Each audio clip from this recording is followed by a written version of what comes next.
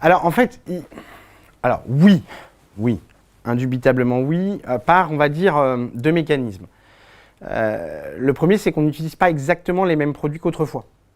Et donc, à produit constant, les effets, ils n'ont pas diminué. C'est-à-dire que tant que vous utilisez le produit A, qui donne les effets secondaires A, B, C et D, bah, tant que vous continuez à utiliser ce produit-là, il donne les mêmes effets secondaires. On n'a pas changé les caractéristiques du produit qui font qu'il donne moins d'effets secondaires.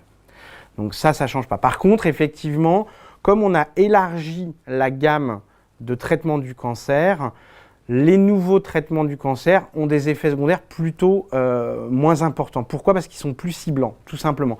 En fait, ce qui s'est passé ces dernières décennies, c'est qu'on a mieux compris le mécanisme du cancer. On sait mieux comment le cancer marche, ou plutôt comment le cancer induit un dérèglement qui fait qu'il est le cancer. Et à partir de là, on a pu mettre en place des traitements qui viennent cibler ces anomalies. Et c'est comme tout, hein, je veux dire, quand on a une frappe ciblée, bah forcément, il y a moins de dégâts collatéraux.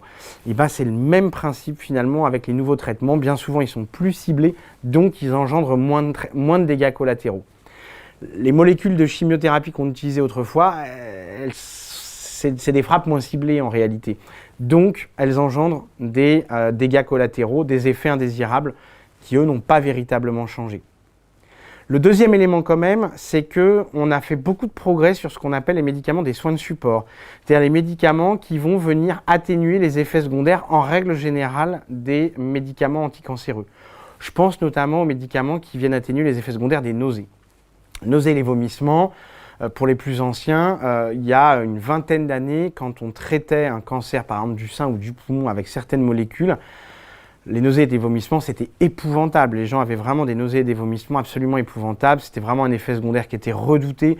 Beaucoup de patients nous en parlent parce qu'ils ont vu des proches qui ont eu ça ou parce qu'eux-mêmes ont une histoire de cancer du sein il y a 20 ans et qui ne veulent pas revivre ça.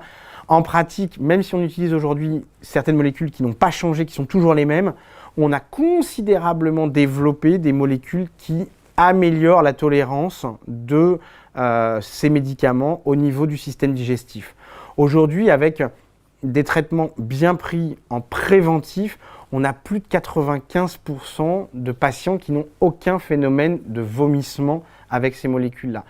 Donc, la réponse à la question, c'est oui et non. Non, les effets indésirables, ils n'ont pas véritablement changé parce que les médicaments qu'on utilisait autrefois, ceux qu'on utilise encore aujourd'hui, bah, ils ont les mêmes, mais on a considérablement développé les médicaments pour nous aider à les atténuer, et puis on a développé d'autres médicaments qui, parce qu'ils sont plus ciblés, ont des effets secondaires moins importants.